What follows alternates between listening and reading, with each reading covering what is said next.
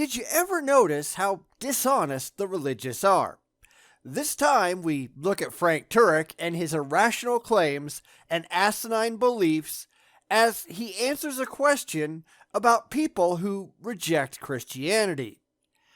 Except it never quite happens as he wants to think that it does. Let's go take a look.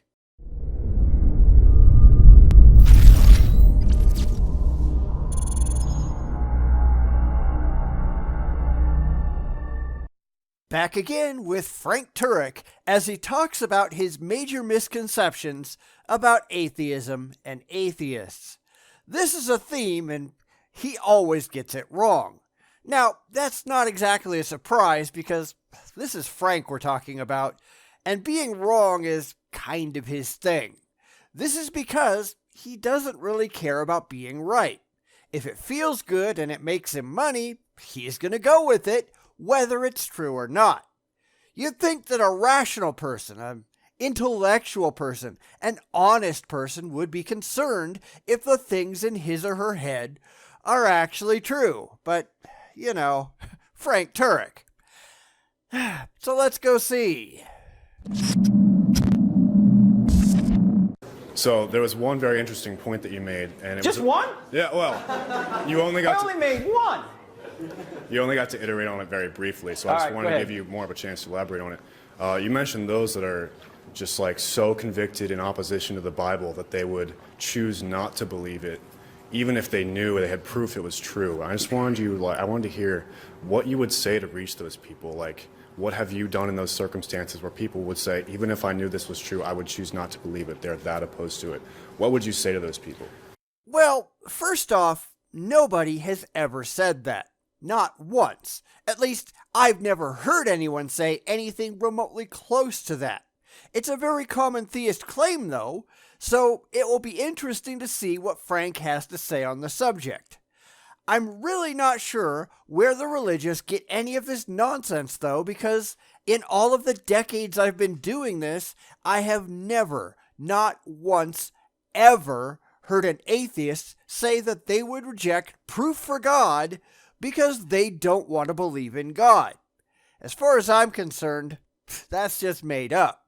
You'd have to show me a couple of good examples where it's actually happened, and of course, no apologist can actually do that. So, let's see Frank's position in all of this. Well, what I do say is, at least you're honest. Which is more than we can say about you. When you spend most of your time making things up for a gullible audience, and we've caught him doing that a lot, somehow telling someone else that they're honest is bald hypocrisy. But, Frank. At least you're being honest with the truth here. You don't want it, and so you're going to reject it, and God gives you the ability to reject it. God's not going to force you into heaven against your will. God isn't going to do anything because there's no reason to think God is real.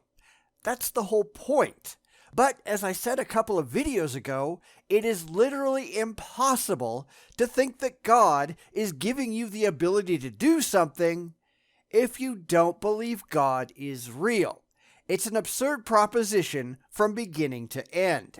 It's why the religious play these ridiculous bald assertion cards that all atheists somehow know that God is real because that's what it says in their big book of multiple choice, but we just won't admit it because we want to sin or some other absurd bullshit like that. Now, I could do the exact same thing that the religious do. I could say that all Christians really believe in the flying spaghetti monster. They really think he's real. It says so in some book. Therefore, Christians really do believe in the FSM. They just claim not to because they don't want to embrace his noodly appendages. Okay, and what did that do? Absolutely nothing, because Christians still don't believe in the FSM any more than atheists believe in God.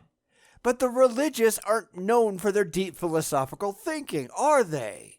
If you don't want him now, you're not going to want him in eternity. But maybe at some point you might change your mind. And if I know the person, I'll stay in that person's life. try and be a friend to that person, and maybe at some point the person will come around. Which really means you're not being a friend. You're just trying to scam someone else with your asinine beliefs.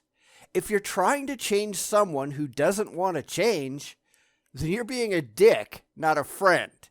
Unfortunately, there are far too many theists out there who are complete douche nozzles that think that their entire purpose in life is to convert the world to their cult. And no, that's not how any of this works. It's just proving what a terrible, immoral imbecile you are. And some of these people are happy with that. Don't ask me why. I think what we have to do as Christians, or even as non-Christians, we shouldn't expect everybody to be at the same point in our spiritual or non-spiritual development as we are, right? No, but that doesn't mean that we shouldn't expect, or at least hope, that everyone is looking for the truth, not just a meaningless load of emotional comfort for the sake of emotional comfort. You should actually care if the things that you put in your head accurately represent objective reality. I would say that that should be the minimum standard for anyone that I would consider a generally rational human being. The problem is, these people are not rational human beings. When it comes to their blind faith, they're out in the weeds somewhere looking for magic men in the sky because they can't handle the facts as the facts happen to be. They can't make intelligent decisions that don't cater to their emotional well-being. There is no functional difference between a Christian and a flat earther, or a psychic follower, or an astrologer. There's no difference between a theist and someone out in the woods hunting for Bigfoot. It's just that one of them's looking up and the other one is looking down. They both have some serious psychological problems, and neither one is going to admit it. I mean, you're not where you were when you were in high school, right? Thankfully. Right. The problem is, you are. When it comes to your religious views, you likely hold the same beliefs today that you did when you were a small child. If nothing gets in the way of that, you will die holding the same kinds of irrational beliefs that you lived with. Why? Because you never cared enough to test them. It didn't matter enough for you to wonder if they were actually true. It felt good, so you stuck with it without ever bothering to think, well, maybe this is a really bad idea. It's why religion is such a problem. It kills a thinking mind. Right?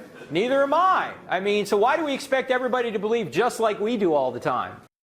I don't know, Frank. Why do you? Because you sure get up on stage a lot trying to tell people that your beliefs are true.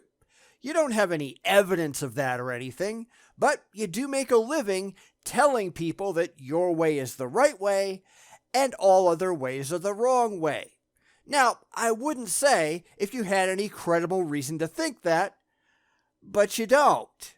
You just don't. You wish it were true, so you think that wishes and dreams make reality come true, and it doesn't work that way. It's why you're such a laughingstock to the non-religious. We can all see right through you. We just think you're dumb. Maybe you ought to knock that off. We're on a journey, everybody's on a journey, right?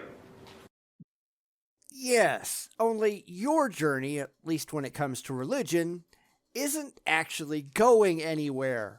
You don't have a demonstrable path that you're following.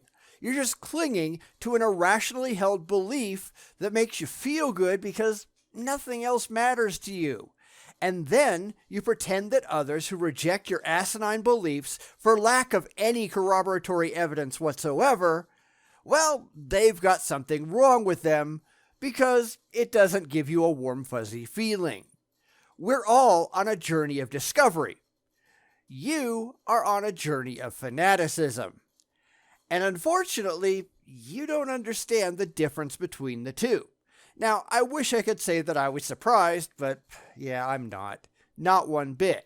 Journeys of discovery, discover things. You don't. Everything you care about knowing is contained in an ancient book of mythology that you think simply cannot be wrong. You're not discovering anything. You're not testing anything. You're not finding anything new. You're just believing blindly. And that's why you're such a laughable joke.